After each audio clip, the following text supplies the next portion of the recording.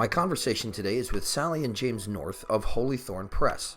Sally and James released their co-authored book entitled A History of Irish Magic earlier this year to international acclaim amongst both practitioners and historians of magic and esotericism.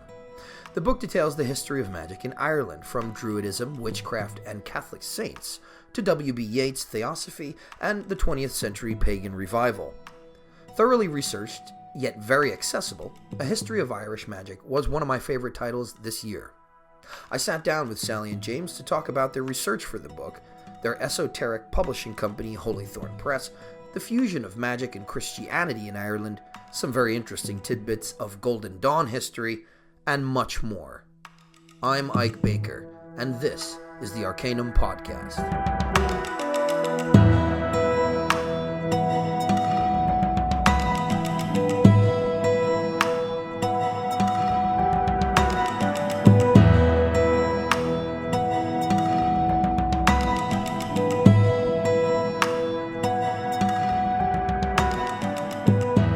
Thank you so much for being here with me today on the podcast. It is such an absolute pleasure that we finally got our schedules to link up and get on this call. And thank you so much for writing this book, A History of Irish Magic, which we're going to talk about today. Thanks for being here. Thanks very much, Ike. We're in very distinguished company on your podcast, which we have been following intermittently for quite some time now. Well, thank you. Yeah, you know what was really interesting? I think the first round of metrics that I got from Spotify said for some reason that I was ranking very well in Ireland. I wasn't expecting that.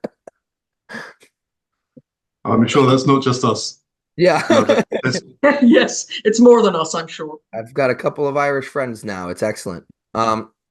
So I understand the both of you to be very well, you're academically trained, right? And I think that definitely shows forth in the book. But what's just as, if not more interesting to me, is the sort of insight and the way that the information is handled and cared for in its delivery, that you can tell, people interested in the practice of magic and the practice of these things really, it's only they can sort of deliver it in the same manner. So I'm wondering, what brought the both of you to an interest in this material, or had it always been there? Maybe culturally, what got you started on that path? well, we could easily speak for a day on that for both of us, but I'll try and keep this brief. So I always had a dual connection to this material, in the sense that due to synchronicities, I was studying astrology from the age of 7. It sounds crazy, but it's true, and tarot from the age of 9. And like a lot of kids, I loved children's stories and compilations of ancient myths. And I took these myths seriously. And then at school, when I had the opportunity to start studying Plato at a secondary level, I just took to it as being the truth. So I always had a dual commitment, and I carried my study of classical philosophy through into university, and then at postgraduate level. And I'm studying Plato with academics, so I'm a secret believer and a secret practitioner already. So I'm quite experienced in this dual commitment of doing academic philosophy to academic standards, whilst being a kind of undercover practitioner and believer, which was quite a radical position to hold in the 1990s when I was doing this. It's a lot more accepted now, but it gave me a lot of training in that dual culture. Sally, would you like to add to that? Well, I come from quite a different background, growing up in Ireland, surrounded by this wonderful landscape, and everywhere has a story or a legend connected with it, a magical story.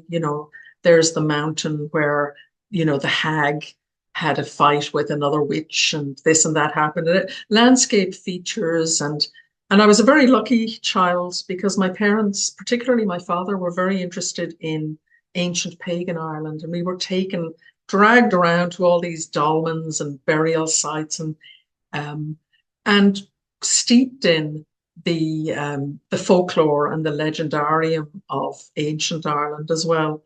And then, you just imbibe that. You don't even think you've got it. It's just there in the background. And then much later, I became aware of and interested in what's now known, I suppose, as the Western mystery tradition, and started working in that. I'm a very low-key person, I suppose. I've always had to balance the sort of academic side of things with the kind of things that until recently academics were horrified by. But yeah, it's now much, much more acceptable for people with academic and, shall we say, straight backgrounds to be not only interested in an intellectual way, but also practitioners of various arcane things. And it was out of those joint interests that we started with the whole idea of Irish magic and went on from there, really. Wonderful. Yeah, it's a tremendous work, really. And it contains several passages that are very beautiful to me. There's a beauty to the writing that I think is very much it reveals itself as part of the culture of which the book is dealing, and or with which it's dealing. Um, but what really was the main impetus to sit down and say, okay, because it must have been a large project. You mentioned earlier, right before we got on camera, that it was basically boiled down 10 years worth of research. So Yeah. so what made you finally say, all right, now's the time, we got to put this together? I'll let James answer that. So the origins of the book were much humbler than it became. We both have a long-term interest in W.B. Yeats as a poet, as a hermeticist, and as a great Irishman. And there was and is a wonderful Yeats exhibition at the National Library in Dublin, in Ireland. And we went to this exhibition many years ago, the best part of 15 years ago, and we were blown away at, firstly, what a good exhibition it was, and secondly, how inspiring it was, because it treated Yeats and his circle and his work in the rounds. So it had audio recordings of recitations of his poetry. It had historical materials about his part in the politics and society of his time, and it had a whole display cabinet on his Golden Dawn work. So it's not every exhibition where you're there looking at someone's Golden Dawn outer order sash and grade work books and so on and so forth. And we just came away and thought, this is amazing, particularly because it showed that Yeats wasn't just a lone eccentric with an interest in magic. He was a part of a very influential movement that blended his private occultism and that of his circle with the arts and society. And we realized this had been completely neglected. Well, that's maybe only a little bit of an exaggeration, that conventional histories did not understand how central magic, and particularly the relationship between magic and the arts, was to Yeats and his time and the beginnings of modern Ireland. So just to wrap that up, we started with a much more humble project on Yeats, his great friend George William Russell, AE, and their circle. And then it dawned on us that this was a much bigger book. And in fact, I'll pass over to Sally. It was Sally that said, this needs to be a whole history of Irish magic. So it turned from being a treatment of 30 years to being over 2,000. I have to say, I was daunted when she suggested it, but that's how the book, as we know it, came about.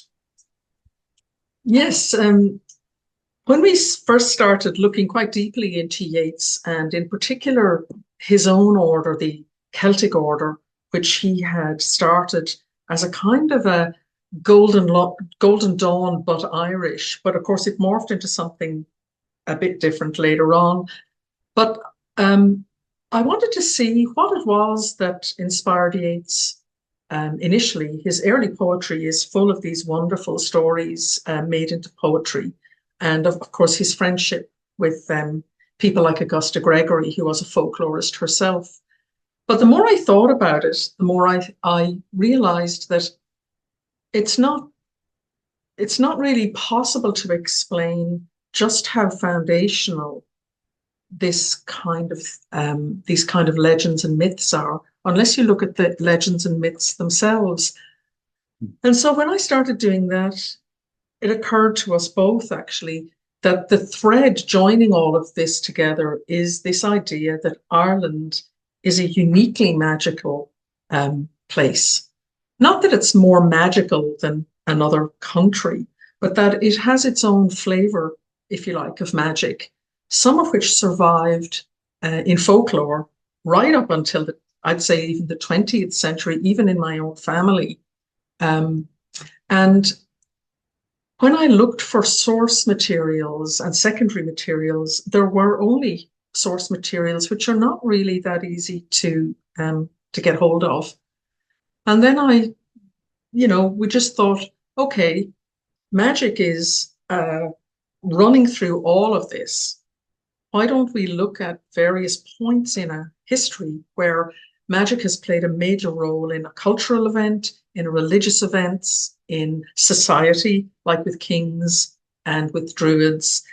And once we started, we kind of couldn't stop. And just to highlight how unusual Ireland is in some ways, even compared to other countries with a strong pagan past.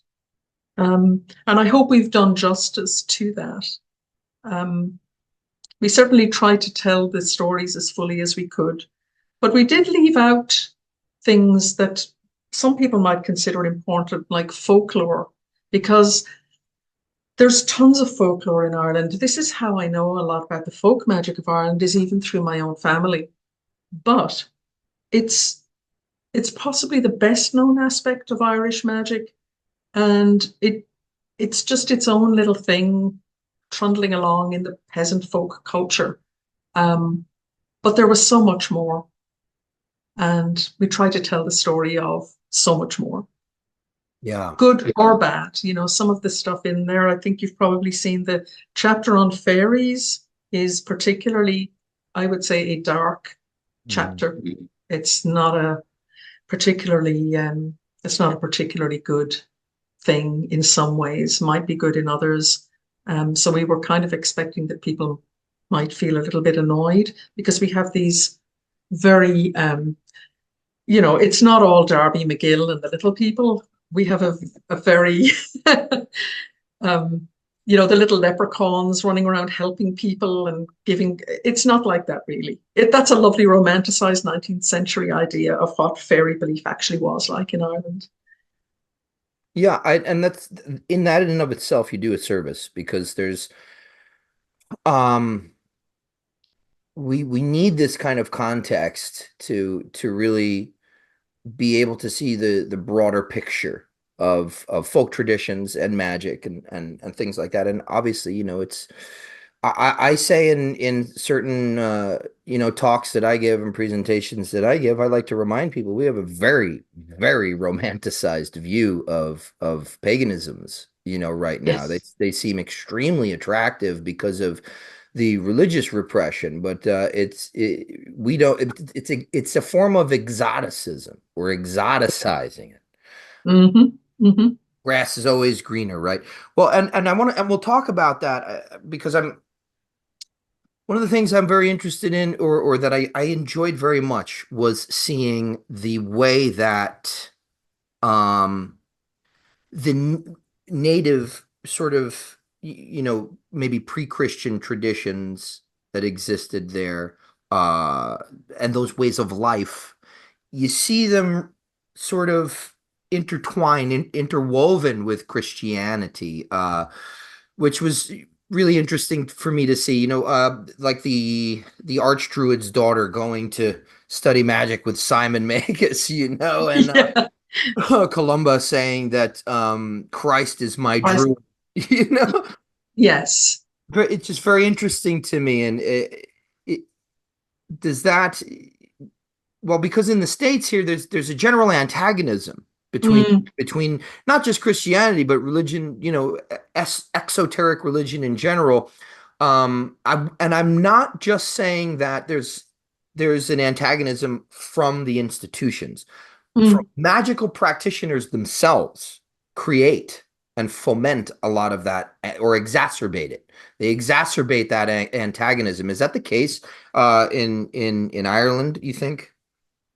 Well, I think what's very important in Ireland, and I hope we've made this clear in the book, is that there was no point, there was no abrupt point at which everything just stopped being pagan and became Christian because of a force of any kind.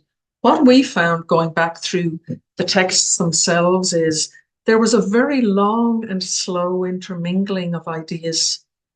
There was a very slow move away, moving the centers of powers away from druids onto saints. And this is why we concentrated a little bit on Christian magic of the early type, as reported by the monks themselves. And basically, their monks were doing the same kind of magic as the druids were. They were using the elements. They were striking people dead and actually bringing them back to life as well, because they were nice. They were using bells and their croziers, their kind of magical staff, to affect magic. And this is really interesting because normally you're taught to see this oppositional relationship, as you pointed out, between early Christianity and paganism. But that doesn't seem to have happened much in Ireland. And one of the ways that's evidenced is the very long time that it took from the first Christians to arrive in Ireland for the Christian church to really be kind of the church triumphant. That took about 600 years. That's an awful long time to be opposing paganism in a tiny country with a really low population. And it is, again, it's another one of these lovely Irish things where things mix and intermingle and become something else. James? Yeah, and another theme which is academically still contested, but there does seem to have been the belief that the Druid one aspect of the Druids was that they were, philosophers, scholars, profound thinkers, and there are legends going back to ancient historians of the Druid mysteries and of students traveling from the Mediterranean to learn from the Irish Druids and be initiated.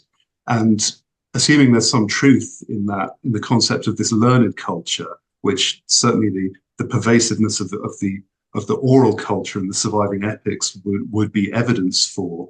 I think that you see a strong continuity in the Greek expertise of the early Irish Christians. They were the great Greek scholars of Europe at that time. We know that Irish monks were missioning back east into Europe, and they were teaching Greek.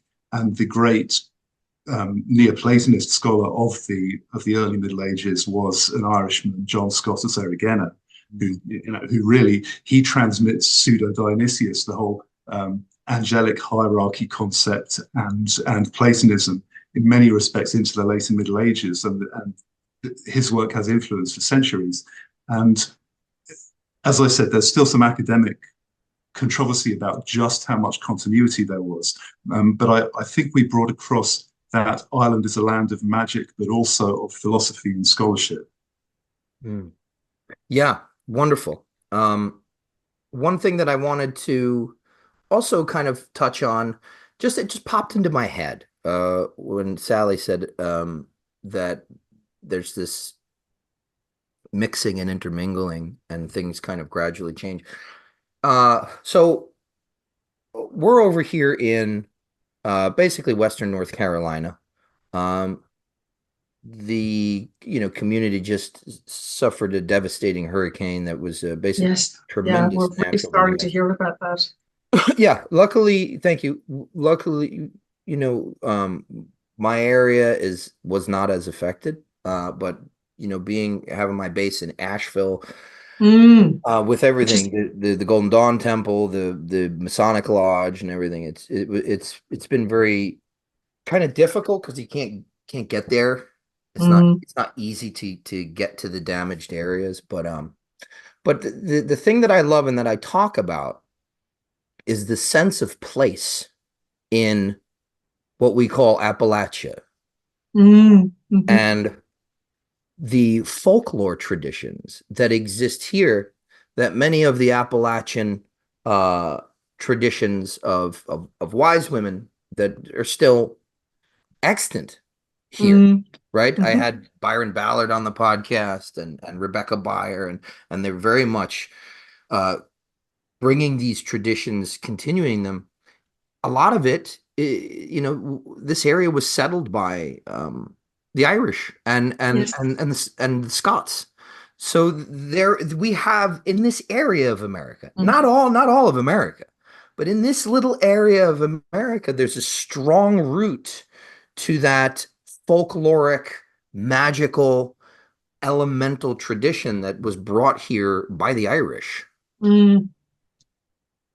I think it testifies to the strength of folklore.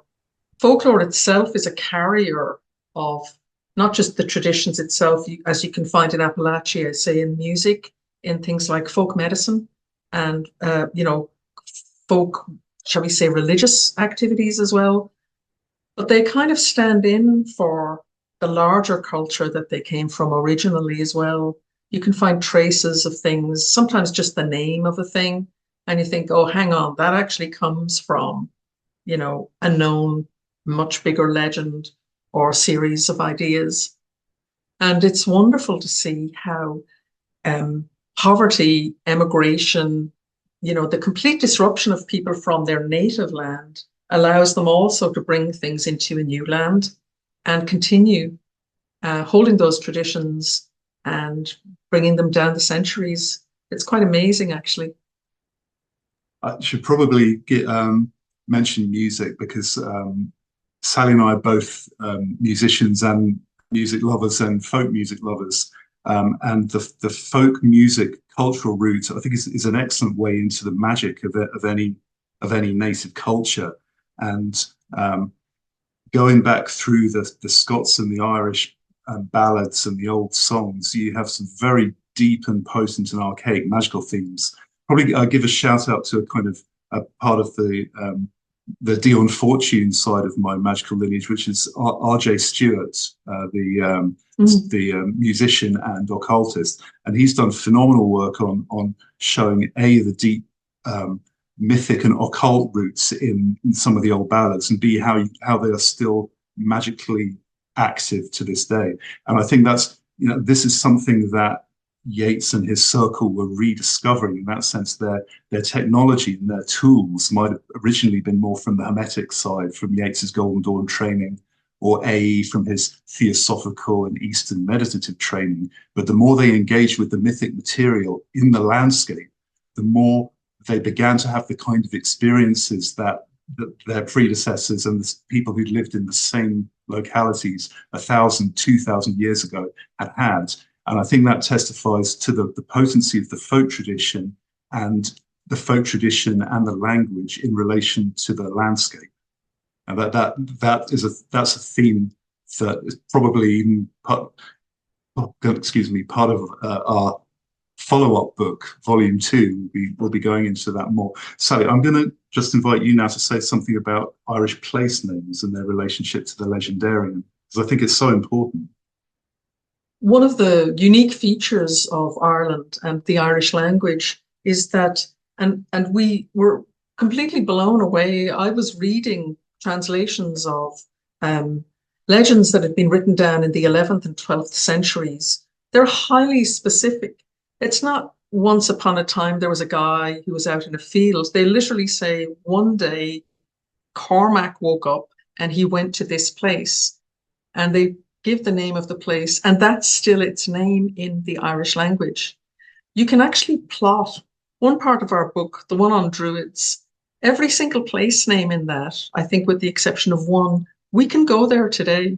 I can actually walk the route that King Cormac took from Tara down to Knocklong to have his magical battle with the King of Munster. And this comes up time and time again. There's not just a magic in the landscape, we have a kind of magic in the names as well. Um, it's just extraordinary how persistent those place names have been. They're now overloaded, of course, with English names because we all mostly speak English. But all the original Irish names have been almost unchanged for over 1,000 years. So when we're doing an act of cultural recovery, if you like, if we can take any of the stories, even the great knightly stories of Cuchulainn and the Knights of the Red Branch in Ulster, you can go there and you can follow him around. And there's a potency in that. And it's a wonderful way of reconnection as well as rediscovery. Yeah, and Abs- you mentioned the magic in words and in names and things like that, and that's a huge part of magical philosophy, Mhm. cross-culturally, and particularly in something like the Golden Dawn, right? By names and images are all powers Absolutely. awakened and reawakened. So my next question for you is, can you guys get me a work visa? Okay. I think it could be arranged. I don't know how influential we are, but certainly very happy to help out. Yeah. Well, it's to go back also to what James was saying, something that has always interested me has been how the early founders of the Golden Dawn, like you had mentioned, they were Westcott and Mathers, the Mm, Matherses, and I don't really know too much about Woodman's particular interest, but he was a Freemason and he was at least a Hermeticist. They were a little sort of or uh, Greco-Egyptian centric, right?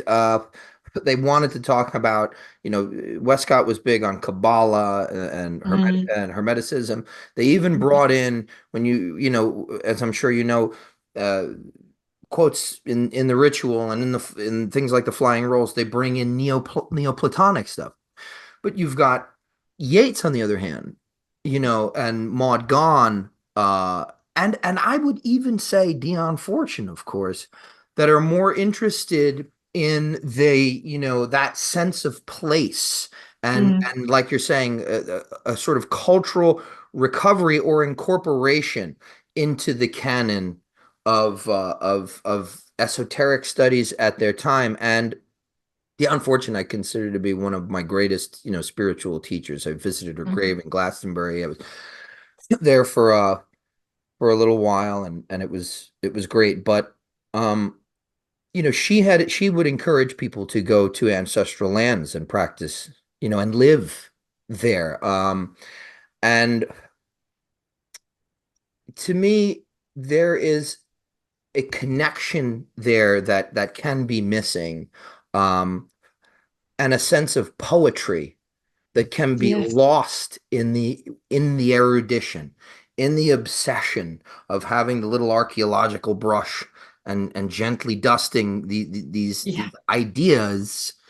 You lose the poetry, and poetry, I think, is more connected to the present experience, your lived experience, whereas this more archaeological approach is more centered in the past. You need both of them, which is why I appreciate what you have done here.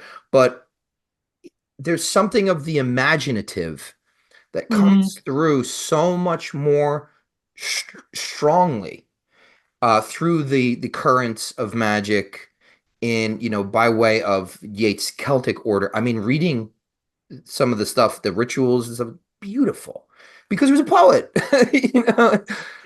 And then you've got Dion Fortune and the whole Society of the Inner Light with mm, Butler and all those guys, and you've covered a great deal of some of the more theosophical people, and P.G. Bowen and Theodore Moriarty, and there's so much more of this imaginative component than it is just saying these words, doing these things.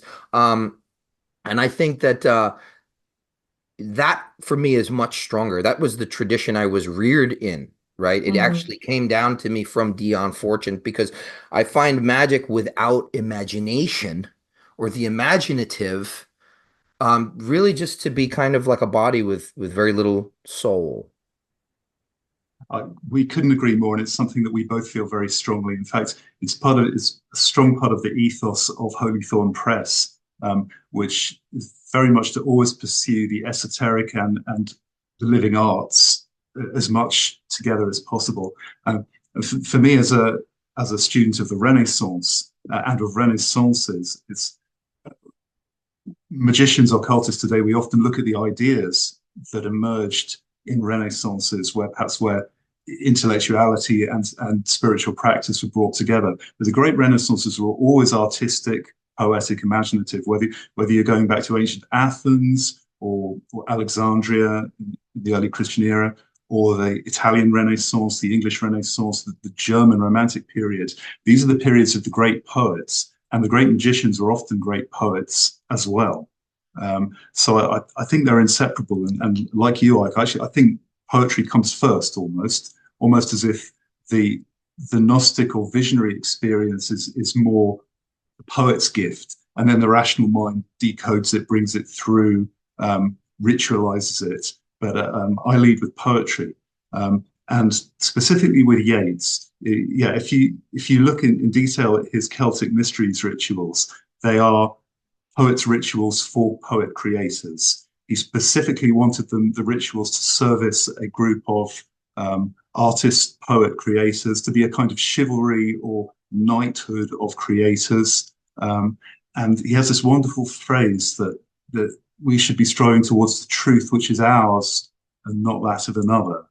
That this great Blakean striving for freedom and gnosis and the kind of the fiery inspiration of the poet. He's not looking to just replay hermetic formulae in a reading off a ritual book with nothing particularly exciting happening in a dusty temple. With no disrespect to hermetic temples, he's looking for something more.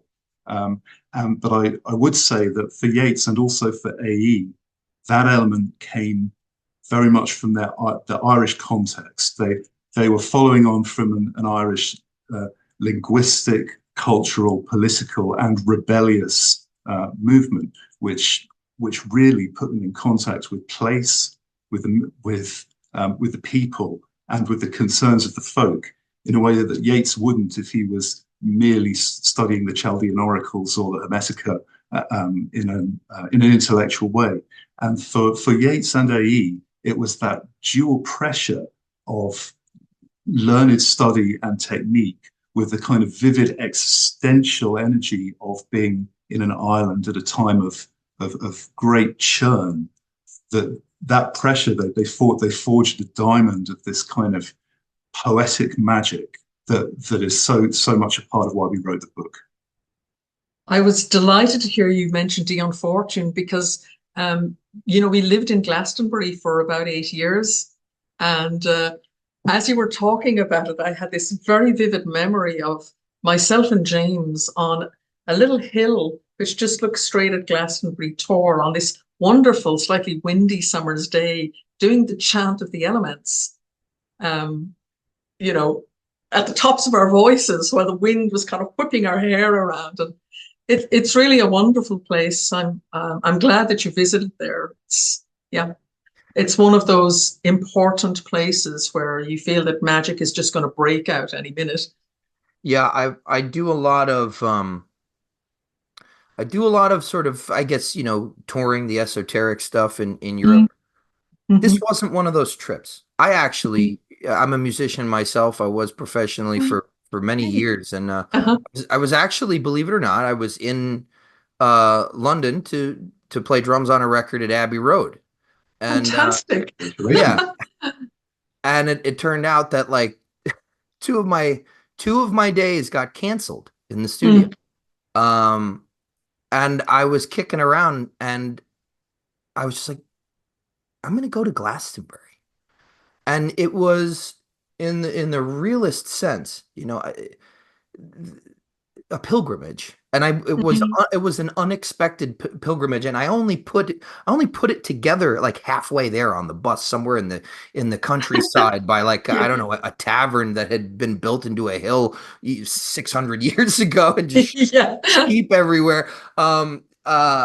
I only put it together like halfway there, like, oh, that's where Dion Fortune is. You know, that's that's where our house grave is, and the Mhm. Glastonbury tour and all that stuff. So yeah, it was incredible. I'm jealous that you guys got to do chant work and stuff. I didn't I went into Vision in Glastonbury tour. It was a very low foot traffic day. Yeah.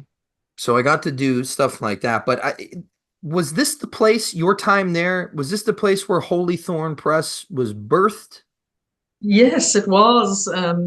We actually, there's a little story about that. While we were there, we got involved in there's this really good conference, the Glastonbury Occult Conference, which is on every spring. It's been going for years. It's very eclectic. Um, and James and I were on the management committee for a number of years while we were living there. And one year, we try to get a mixture of everybody, so everybody's got something to come to, something new and something from their own tradition. And I invited Tony Fuller to come and talk, um, and he very kindly accepted. And he came for a couple of days, and he mentioned to me, just a casual conversation, and then something sticks in your brain. We had been talking about Florence Farr, who we're obviously both quite interested in, and he said, it's such a shame that no one has published her Egyptian rituals, which are in the UGLE library. They're really rather wonderful. And I hadn't even heard of them. And I thought, why don't I just read them, have a look at them and see what they're like. And when I got PDFs of the rituals and I started to read them, and I thought, my God, these are fantastic. Um, and and thus Holythorn Press was born. Um, and yeah, we just haven't looked back. I mean, we're in Ireland currently, but we're going to be back in Somerset next year, I hope. But doing the work on Florence Farr opened up a whole world of, and you've been to UGLE yourself. You know what an absolute treasure house it is of everything, Freemasonic as well as Golden Dawn, other magical, much less well-known groups as well. Mhm. And yeah, we're still working with UGLE materials. We're going to be doing a book on the Sphere Group next year, which again was Florence's, another of her wonderful groups, which Tony Fuller and I are going to co-author and coordinate. But it was Glastonbury, which is the birthplace, and the Holythorn story. I don't know if you know it, but Glastonbury has this slightly contested history going back to the very early days of Christianity in Britain, long before Augustine. There was said to be a church in Glastonbury, and it was said to have been founded by Joseph of Arimathea, who came with some relics of Jesus and founded a little settlement there. But the old legend said that when his ship, his little boat, came up into there was all wetlands then, very, very heavily flooded in the winter. He jumped from his boat onto the land and planted his stick in the soil to show that, he had made landfall. He wasn't going anywhere else. And this took root and miraculously flowers twice a year, for Christmas and for Easter, the two great Christian feasts. Now, it just sounds like a load of medieval hokum, but the Glastonbury thorn does actually flower twice a year. It flowers in very early January, which is the old Christmas in the pre-modern calendar, and it does flower in April as well. We had one in our garden. It's the kind of thing you just think, well, maybe there's something in it. And that's basically Holythorn. I have to follow that up because I think the point you made about Dion Fortune and Glastonbury and there being some affinity between that and the story we're telling in Irish Magic is absolutely true, and it's no coincidence. And to come back to the talk that Tony Fuller, who's obviously a legendary Golden Dawn historian, and we were delighted he could come to Glastonbury. The talk he gave, I think, blew everyone's minds, including seasoned Golden Dawners, Thelemites, and pagans, because what he was really going into was, I suppose, the Celtic subtext, or let's say the Celtic affinities of the Golden Dawn and how they manifest in Glastonbury. I mean, in some ways, Glastonbury is like a little bit of Ireland in England, you might say, and there are historical connections there. It was said that St. Patrick had visited the original Glastonbury. And there's a particular link between St. Bridget, who very much is a Christian, let's say either successor or rendition of the pagan goddess Breed. So a very strong link between Glastonbury and Ireland. But to get onto the Celtic and Golden Dawn side of things, I mean, firstly, Mathers, of course, MacGregor, he identified strongly with his apparent Scottish heritage. He was infused to the point of obsession with Jacobite politics, which was a lot of what he was up to in Paris, to the chagrin of his fratres and sorores in England. So what he was doing politics, and so you have this Stuart Jacobite Scottish Freemasonic culture, which Mathers is working in France. So Mathers is helping Yeats with the Celtic mysteries from early. He loves the idea of revitalizing the Irish mysteries, although he then got sidetracked to the Egyptian mysteries and kind of forgot about the Irish. But it continues as a strong subculture at the upper levels of the Golden Dawn, particularly through the great Scottish early Golden Dawners like Brodie Innes, Helkin, and their sort of rather little known sister order of the Golden Dawn, which was the Holy Order of the Sun, which had this Cromlech temple in Edinburgh. And this is like a specific, in some aspects, a specifically Celtic Christian magical group. And they had a Beltane ritual. And they also, in their higher levels, incorporated the Glastonbury mythos. And so this is a thing that's forgotten about Dion Fortune, that her original Golden Dawn mentor, who was Maya Curtis Webb, was a member of the Cromlech Temple and was one of Brodie Innes's, senior students. And the Golden Dawn is carrying this kind of hidden subtext of Celtic Christianity and Scots-Irish magic, which is associated in England with Glastonbury. And this sort of first comes to public attention through Dion Fortune, but it's bubbling at the higher levels of the Golden Dawn for at least a generation before. And so in some ways, it was providence that we were in Glastonbury as this story unfolded. So Tony gave this remarkable talk talking about the Sun Order and about this other order of the Table Round, which Neville Tudor Meakin was the senior of, and Tudor Pole, the great Glastonbury mystic, was a member of.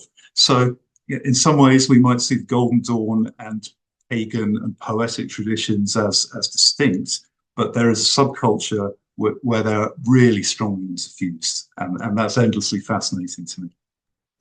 Yeah, Brodie Innes actually produced some of, when I was sort of early on in my Golden Dawn trajectory, I really enjoyed his literature, the Devil's Mischief, the novels, and the writings he did on the Fae and stuff like that. Very, very vivid. And when I first got involved with the Go, I thought that was the tradition. I actually, here in the States, a decade ago, maybe not now, it's to the point where like everybody, and their mother's trying to learn Greek and and Coptic, but this did not exist here to the level that it did. People that came into magic came in through, I guess what we would consider the more neo-pagan routes, the things that are more anchored in the Celtic sort of revival and all that imagery and stuff. So actually, yeah, that was the sort of the early forays into magic, was consuming these folkloric tales and things like that. And so I was actually very surprised to see that there was, later on, you start reading the things that like Mathers and Westcott translated. Oh, look, there's a very strong hermetic, truly, right? The name is Hermetic Order of the Golden Dawn, but there is so much else. These sort of offshoot orders, and Cromlech is one that's really interesting to me. That temple. I think one of the most interesting things that we came across was that letter from the secret chiefs via Mathers to Yeats, telling him that there was an order already in existence, a Celtic order, which no one had ever violated their oaths about. And I believe that is still true today. And that, if Yeats had just heeded the kind of hints he'd been given by the chiefs, that maybe his Celtic endeavors and theirs could be joined together. But we know that that didn't happen. I don't know if Yeats was already moving on into other areas at the time anyway, and his own Celtic order didn't really come to fruition. It didn't fail entirely, but it didn't become what he had envisaged. There is a collection of papers in the York collection at the Warburg Library in London, which I've never known how they came to be there, but they were Maya Trenchel Hayes's some of her Cromlech papers, which somehow got merged with a lot of interesting Crowley material too. But I think the issue is, and here I'm going again by what Tony Fuller said in this talk in Glastonbury. He says there is a huge corpus of Cromlech material that has not been published, to which he has access. And he says that there is at least as much material as Regardie published in Black Brick, in his Golden Dawn work. There is an awful lot of it. And it would seem that it was just treated a little bit more secretly and with more discretion, which is why very little has emerged. But piecing together what has been published, what can be seen is that with the Cromlech Temple, there is this very devout Christian side. And we know that, Brodie Innes himself was a very devout Anglo-Catholic. And it's mixed with a sort of extraordinary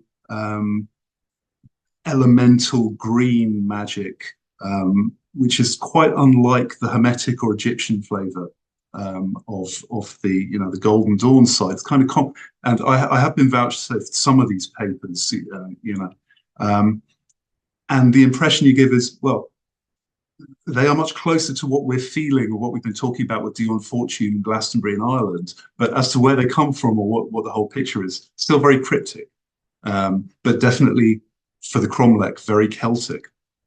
You spoke about the Sphere Group text that you had upcoming.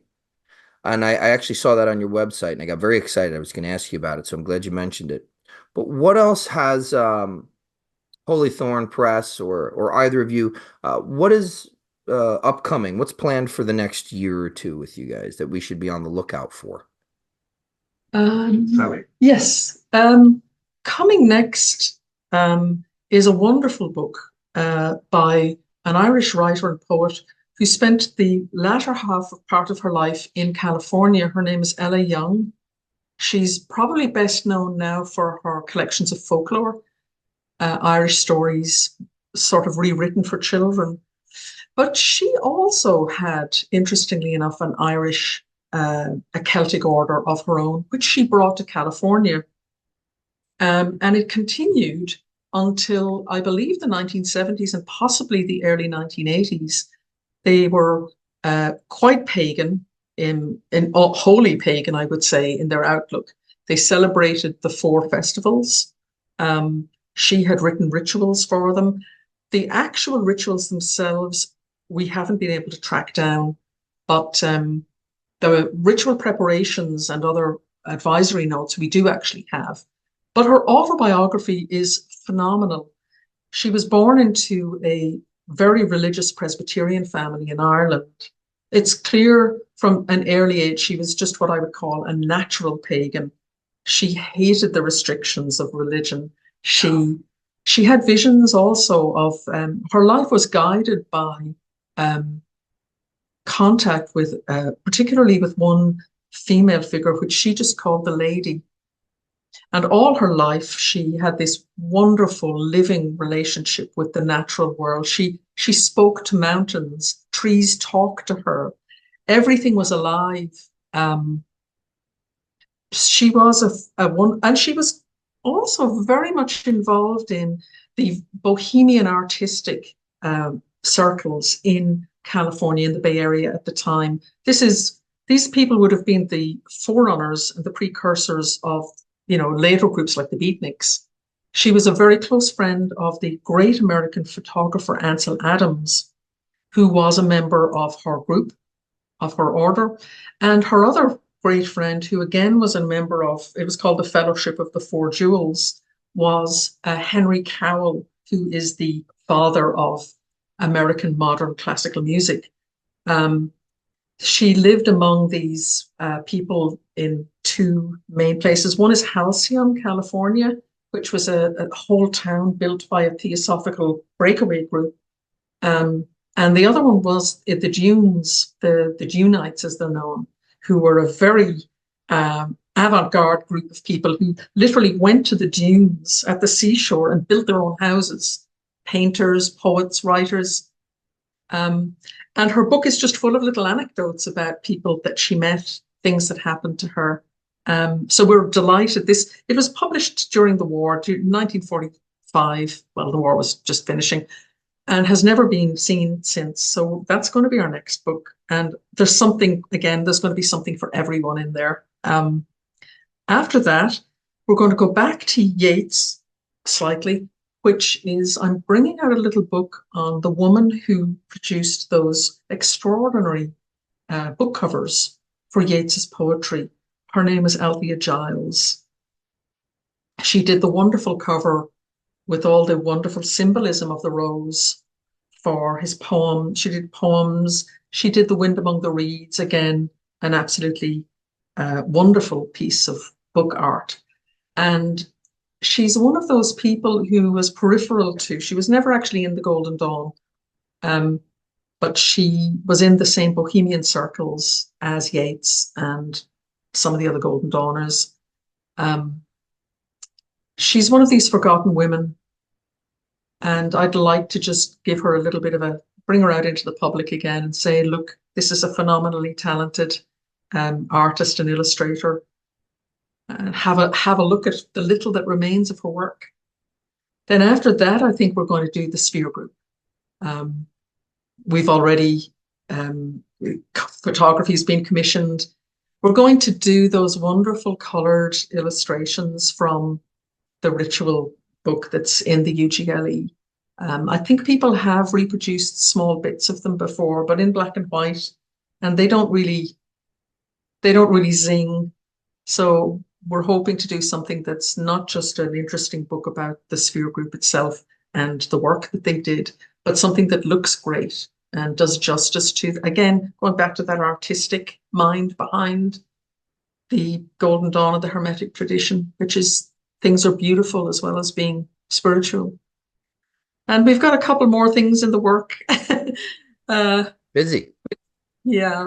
Have I forgotten anything? Not at all. No, we do have some other bits and pieces, some of which we're still keeping under wraps, but we're going to be persisting with the Yeats's Celtic Mysteries. We've got a very exciting Golden Dawn history project that's still semi under wraps, but we're hoping we can talk about soon. Mm-hmm. And another thing which is not a book, but very much part of history of Irish magic is we're going to be creating a website specifically connected with the book, with all those footnotes and all the supplementary information on the different topics which we couldn't include in the book, and also going beyond some of the parameters which sadly we had to leave out of the book. So megalithic sites, megaliths, the pre-Celtic magic of Ireland, it's very hard to write historically about. So we limited ourselves to what we could treat more or less historically in the book, but it's fascinating. We spend a lot of our time in Ireland going to megalithic sites,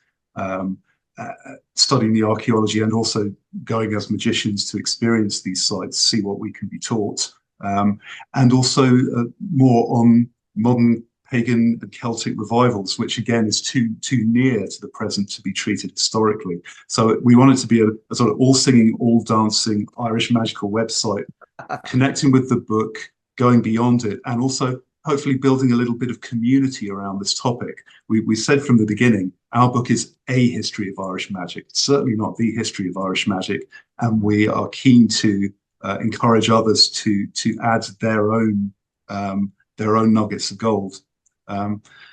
Yeah, and there's more, but we're keeping the other bits under our chest until next year. That's understandable. Well, thank you for sharing what you have.